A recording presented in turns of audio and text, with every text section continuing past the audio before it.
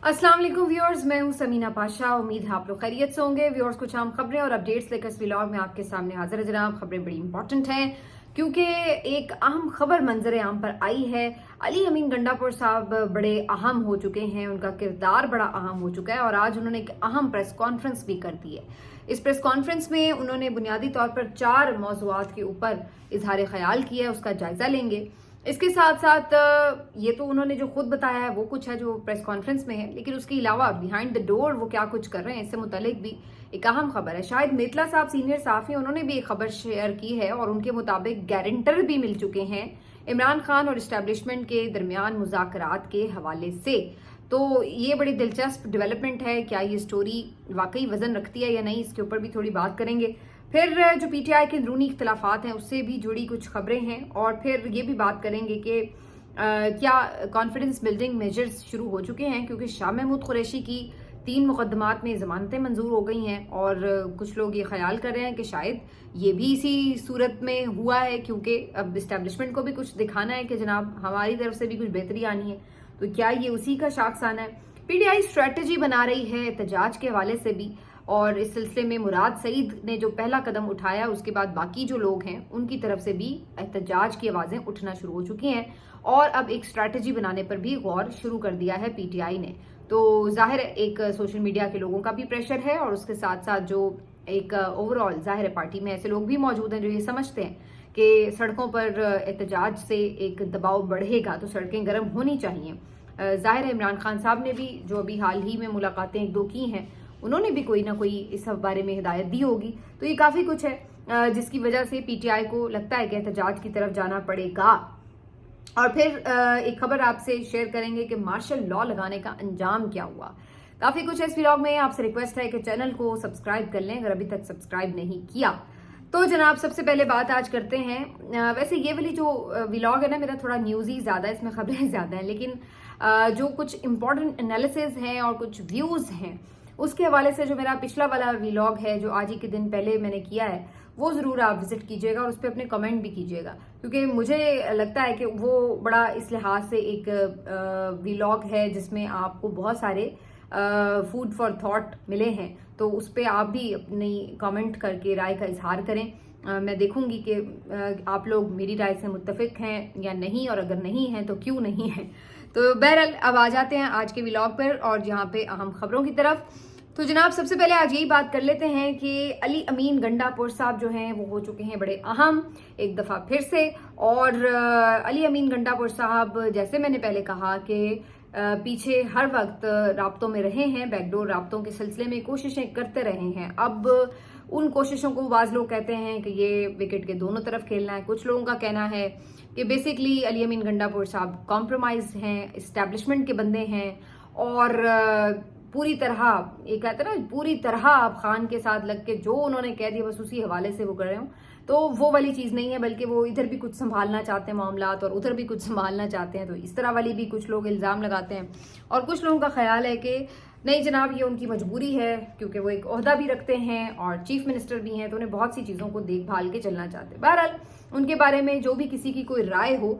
लेकिन हर तरह से उनका किरदार तो अहम है और वो मुस्तकिल कोशिश में लगे रहे हैं बातचीत के जरिए कोई बात निकालने की। ये अलग बात है कि उनको हमेशा धोखा ही मिला है, लेकिन इसके बावजूद भी वो पूरी उम्मीद है कि हर दफ़ा शायद धोखा ना मिले। अली अमीन गंडापुर साहब हाल ही में जो इमरान खान साहब से मुलाकात हुई है 2 रोज़ कबल, उसके बारे में आज एक प्रेस कॉन्फ्रेंस में इंकशाफ कर रहे हैं कि उसमें इमरान खान साहब से बिल्कुल उन्होंने ये बात की है कि मुज़ाकरात या बातचीत के ज़रिए मामलात को आगे बढ़ाया जाए, जिस पर इमरान खान ने वही बात की जो हम सब कर रहे हैं कि जनाब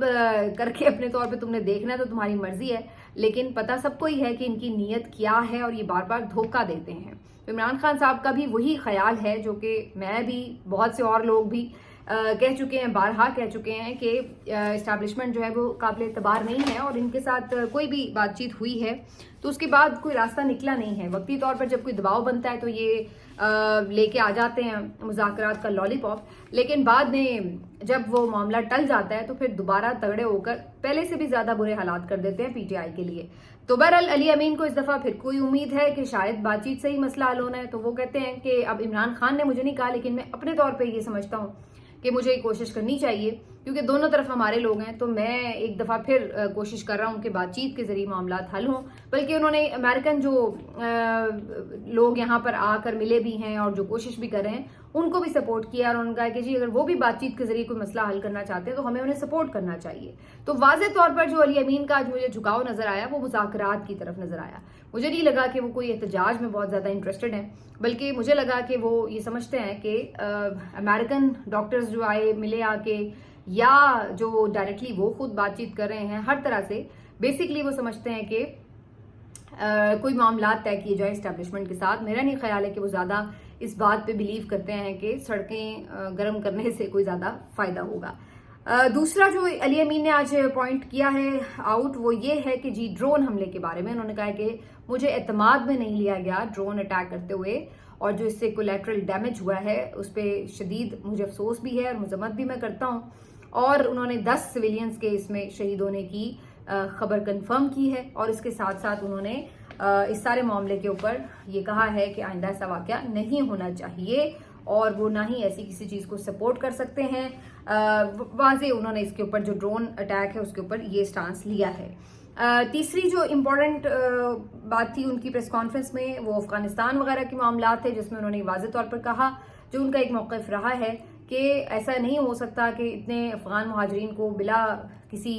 منصوبہ بندی کے اچانک سے اٹھا کے سرحد پر پھینک دیا جائے جب تک کہ افغان حکومت انہیں لینے کے لیے تیار نہ ہو. ایسا نہیں ہو سکتا کہ ہم اچانک سے ان کو بالکل ڈس اون کر دیں، حالانکہ ہم ماضی میں بہت کچھ لیتے رہے ہیں ان کے نام پر. تو اب ایسا نہیں ہے کہ اچانک ہی وہ اتنے برے ہمیں لگیں اور ہم ان کا کوئی فیوچر دیکھے بغیر ان کو اٹھا کے سرحد پر پھینک دیں. تو یہ ممکن نہیں ہے. بات چیت کے ذریعے ہی مسائل کا حل ہو سکتا ہے. اس پہ ان کا کہنا تھا کہ وہی پالیسی ہے جو عمران خان کی بھی ہے، جو پی ٹی آئی کی ایک دیرینہ پالیسی ہے، اور وہ اسی کو لے کے آگے بڑھ رہے ہیں باقی معاملات پر بھی اور افغانستان کے حوالے سے بھی. اس کے علاوہ جو ایک اور ان کا پوائنٹ تھا آج کی ٹاک میں، وہ یوٹیوبرز کے حوالے سے تھا، اور انہوں نے کہا کہ جی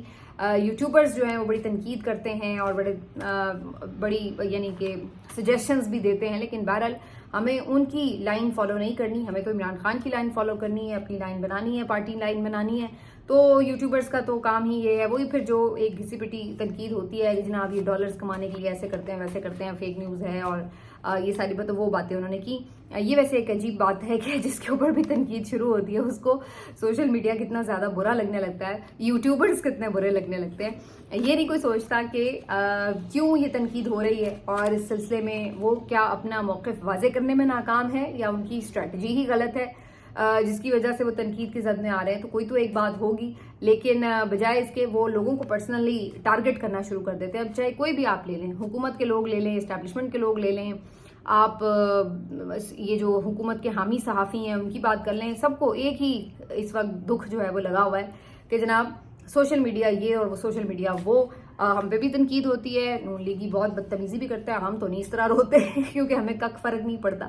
تو بھائی آپ کو کیوں یہ غم کھایا جاتا ہے سب کو، مجھے یہ سمجھ نہیں آتی. جب آپ کو اگر آپ کو یہ لگتا ہے کہ آپ ٹھیک چل رہے ہیں تو ٹھیک چلتے رہیں، بس صحیح ہے. لیکن یہاں پر لوگ پرسنلائز ہو جاتے ہیں اور پھر پرسنلی لوگوں کو اٹیک کرنا شروع کر دیتے ہیں. تو بہرحال علی امین گنڈا پور صاحب کی یہ ایک امپورٹنٹ پریس کانفرنس تھی، اس کے یہ 4 اہم پوائنٹس تھے. اور اسی سے جڑی ایک اہم خبر شاہد میتلا صاحب نے بھی دی ہے، اور ان کا یہ کہنا ہے کہ علی امین گنڈا پور صاحب جو مذاکرات کے معاملے کو آگے بڑھا رہے ہیں اس میں جو ایک بیسک پوائنٹ تھا، مسئلہ تھا، وہ یہ تھا کہ جی گارنٹر کون ہو. اسٹیبلشمنٹ کو بھی یہ لگتا تھا کہ جو معاملات عمران خان طے کریں گے کیا گارنٹی ہے کہ وہ ان معاملات سے پیچھے نہیں ہٹیں گے، اور جب ان کے لیے آسانی پیدا ہوگی تو وہ اس سارے معاملات کو اسی طرح فالو کریں گے جیسے طے ہوں. جبکہ دوسری طرف عمران خان کو بھی یہی لگتا ہے کہ یہ لوگ قابل اعتبار نہیں ہیں اور بار بار دھوکہ دیتے ہیں. تو وہ بھی یہ چاہتے ہیں کہ جی کون ان کی اسٹیبلشمنٹ کی گارنٹی دے گا کہ جو یہ وعدے کریں گے، جو یہ معاملات کرنے کی یقین دہانیاں کرا رہے ہیں اس کو یہ پورا کریں گے. تو دونوں طرف سے جو ایک ٹرسٹ ڈیفیسٹ ہے، یعنی اعتماد کی کمی ہے، اعتماد کا فقدان ہے، ایک دوسرے پہ اعتبار نہیں کیا جا رہا، اس کی وجہ سے معاملات آگے نہیں بڑھتے. اور اس سلسلے میں اب شاہد میتلا صاحب نے یہ خبر دی ہے کہ علی امین گنڈا پور صاحب نے گارنٹرز کا انتظام کر لیا ہے، اور انہوں نے اس سلسلے میں اسٹیبلشمنٹ کو آگاہ بھی کر دیا ہے، اور انہوں نے ان کا رابطہ بھی کسی حد تک کروایا ہے گارنٹرز کے ساتھ. گارنٹرز کے معاملے میں ان کا کہنا ہے کہ یہ کچھ بین الاقوامی شخصیات بھی ہیں اور کچھ پرائیویٹ شخصیات ہیں، اور انہوں نے کہا کہ جی یہ جو شخصیات ہیں ان کے توسط سے اب آگے جو مذاکرات ہیں، معاملات ہیں، وہ بڑھیں گے. اب اس سلسلے میں یہ خبر کتنی امپورٹنٹ ہے یا نہیں ہے، یہ تو ظاہر اس کی صحت پہ تو میں بات نہیں کر سکتی، میرے پاس تو ایسی کوئی سٹوری نہیں ہے، لیکن یہ بات اس سے کنفرم ضرور ہوتی ہے کہ علی امین گنڈاپور کہیں نہ کہیں یہ مذاکرات کے لیے آگے بڑھ رہے ہیں، اور اسی وجہ سے وہ سمجھتے ہیں کہ مین وائل، یہ بڑی امپورٹنٹ بات ہے کہ مین وائل جو احتجاج کا پروسیس ہے اس کو آگے نہ بڑھایا جائے. وہ یہ سمجھتے ہیں کہ جہاں وہ بات کر رہے ہیں ظاہر ہے کہ وہ ان پہ یہ پریشر ڈالیں گے کہ بھائی ایک طرف آپ ہم سے بات چیت کر رہے ہیں تو دوسری طرف یہ سڑکیں گرم ہو رہی ہیں، تو یہ سب کیا ہو رہا ہے. تو ظاہر ہے دوسری طرف سے بھی تو ڈیمانڈز ہوں گی نا کہ جی یہ جو امریکن بل آ رہا ہے اس کو سپورٹ نہ کریں. یہ بھی ڈیمانڈ ہوگی کہ جی سڑکوں پر احتجاج نہ کریں. یہ بھی ڈیمانڈ ہوگی کہ سوشل میڈیا کو ڈسون کریں اور ان کے جو کنٹرول کریں ان کو. تو ان باتوں کی ڈیمانڈز ہوگی ظاہر ہے اسٹیبلشمنٹ کی طرف سے بھی. تو وہاں پر جب یہ ساری باتیں ہو رہی ہیں تو اسی وجہ سے علی امین گنڈاپور صاحب کی آج کی جو پریس کانفرنس تھی اس سے جو میں ایکسٹریکٹ کر پائی تو مجھے لگا کہ وہ احتجاج کے لیے کوئی اس وقت فرنٹ فٹ پر نہیں ہے. اگرچہ انہوں نے یہ بات ضرور کی کہ عمران خان نے احتجاج کے حوالے سے بات کی ہے اور انہوں نے جو آج ہدایات دی ہیں اس کو میں آج پولیٹیکل کمیٹی کے سامنے رکھوں گا اجلاس میں، اور پھر وہاں سے ہم کوئی ایک حکمت عملی بنا کر اٹھیں گے، نکلیں گے کہ ہم نے آگے کیسے چلنا ہے. تو یہ بات انہوں نے ضرور کی سرسری سی، لیکن اوور آل مجھے نہیں لگا کہ وہ کوئی احتجاج کے لیے بڑا پلان جو ہے وہ کر رہے ہیں. باقی ان کی پریس کانفرنس میں بڑکیں تھی تو اس کے اوپر بات کیا کرنی. آگے بڑھتے ہیں جی. دوسری طرف جو انہوں نے علی امین نے حال ہی میں دیے گئے انٹرویو میں ایک نئے قسم کے محاذ کھولے. محاذ تو پرانے کھلے ہوئے ہیں لیکن اب ذرا کھل کے کھولے. اس میں انہوں نے جو اپنی خیبر پختونخوا کی ہی مختلف لیڈرشپ ہے ان پہ تنقید بھی کی اور ان کے بارے میں عمران خان سے منسوب بھی کچھ باتیں کی کہ جناب انہیں ٹکٹ دینے کے لیے صوبائی اسمبلی کا عمران خان راضی نہیں تھے اور انہیں سازشی سمجھتے ہیں، اور کچھ کے اوپر انہوں نے کرپشن کے بھی الزامات لگائے ہیں. تو اب ظاہر ہے وہ لوگ بھی کچھ نہ کچھ رسپانس تو دیں گے. تو اسد کیسر صاحب نے آج ایک ٹویٹ بھی کیا اور انہوں نے اپنی پی ٹی آئی کی جو لیڈرشپ ہے ان سے یہ مطالبہ کیا ہے کہ علی امین گنڈاپور صاحب نے جو باتیں منسوب کی ہیں ان کی تحقیقات ہونی چاہیے اور پتہ چلنا چاہیے کہ عمران خان صاحب کی کیا ہدایات تھیں اور جو اس وقت سچویشن ہے اس میں علی امین گنڈاپور کیا چاہ رہے ہیں. تو ان سارے معاملات کے اوپر واضح ہونی چاہیے چیزیں.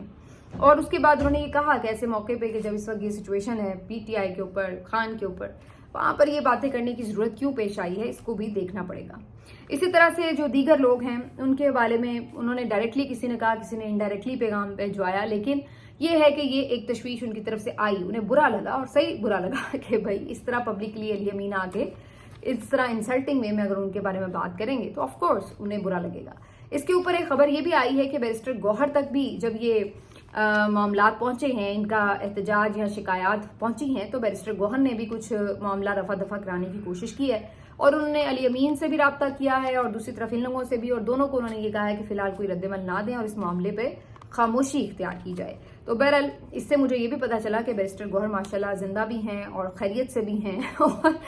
کوئی رسپانس دینے کی صلاحیت بھی رکھتے ہیں، ورنہ تو وہ بالکل ایسے منظر سے غائب ہیں، کہیں دکھتے ہی نہیں ہیں. اور میں تو سوچ رہی تھی کہ تلاش گمشدہ کا ان کے لیے اشتہار دینا چاہیے، مطلب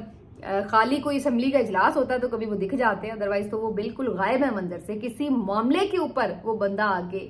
مطلب اب آپ جیسے بھی بنے ہیں لیکن ظاہر ہے حادثاتی طور پر ہی صحیح آپ چیئرمین بن گئے ہیں تو کم از کم آپ کچھ تو آ کے رائے دیتے ہیں. کوئی ڈرون حملہ ہو رہا ہے، کوئی پیٹرول سستا ہو رہا ہے، کوئی مہنگا ہو رہا ہے، کوئی بجلی سستی ہو رہی ہے، کوئی مہنگی ہو رہی ہے، کوئی پارٹی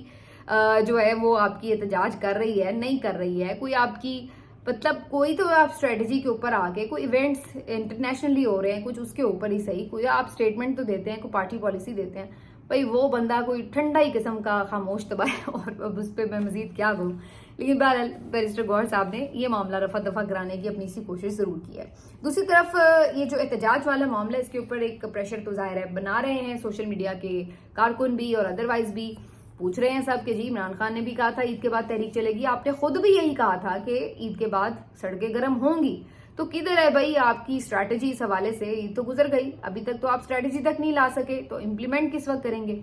تو اس حوالے سے اب کچھ تھوڑی سی ہلچل جو ہے وہ قیادت نے شروع کی ہے اور اس میں ایک جو اہم کردار ہے وہ آف کورس مراد سعید کا ہے، جنہوں نے سب سے پہلے ٹویٹ کر کے ایک اسٹریٹجی دی ہے، جس کے بعد اب باقی لوگوں کو بھی کچھ نہ کچھ ظاہر کرنا پڑے گا. تو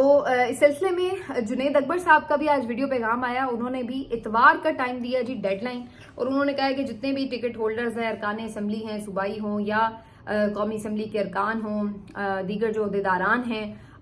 वो किस तरह से कब एहतजाज कर रहे हैं संडे तक फाइनल करें, और अगले हफ्ते में पूरी जो रैलीज हैं वो निकलेंगी इमरान खान साहब की रिहाई के लिए। साथ ही साथ उन्होंने कहा है कि जो मुख्तलिफ कारकुन हैं वो काली पट्टियां बांध कर बाजू पर अपनी वीडियोस भी बनाएं, एहतजाज भी करें, रैलीज भी निकालें और सोशल मीडिया पर ये पोस्ट भी करें वीडियोस, ताकि दुनिया को भी ये पैगाम जाए कि उनके साथ जुल्म हो रहा है और वो ये पैगाम देने में कामयाब हों कि इसके ऊपर एहतजाज भी पाकिस्तान तहरीक इंसाफ कर रही है। तो उनकी तरफ से भी अब ये जो एक स्ट्रैटेजी है वो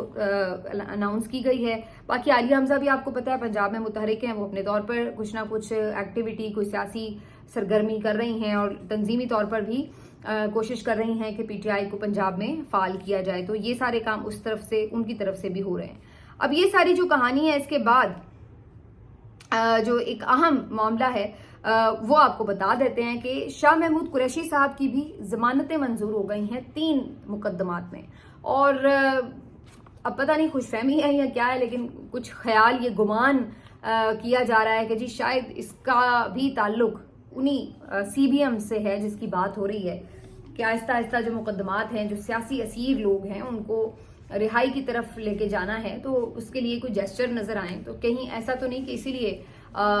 शाह महमूद कुरैशी साहब जो हैं उनके मुकदमात में जमानतों का मामला आगे बढ़ा है, तो ये भी बात हो रही है। लेकिन अभी खैर बहुत लंबी कहानी है, कौन सा कोई 1-2 मुकदमात हैं, दर्जनों तो मुकदमात हर लीडर पे किए हुए हैं, तो जमानतें होते होते भी रिहाई तक बात जाते बड़ा टाइम ही लग जाता है। तो बहरहाल ये खुशगवार खबर ज़रूर है, किसी भी वजह से हो। शाह महमूद कुरैशी साहब एक सीजन्ड पॉलिटिशियन हैं और मेरा ख्याल है कि सबको पता है कि उनका तो कोई लेना देना ही नहीं था 9 मई के मामलात में, और फिर भी उन्हें फॉल्स केसेस में जिस तरह से रखा हुआ है जेल में, तो ये वैसे ही ज्यादती है, तो उन्हें तो निकलना ही चाहिए हर सूरत। तो इससे फ़ायदा वैसे भी होगा,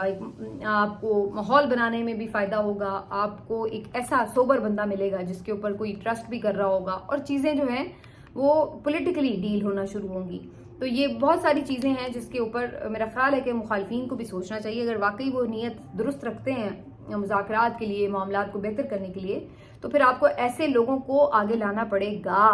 जो मामला फहमी के साथ चीज़ों को आगे लेकर चल सकते हैं।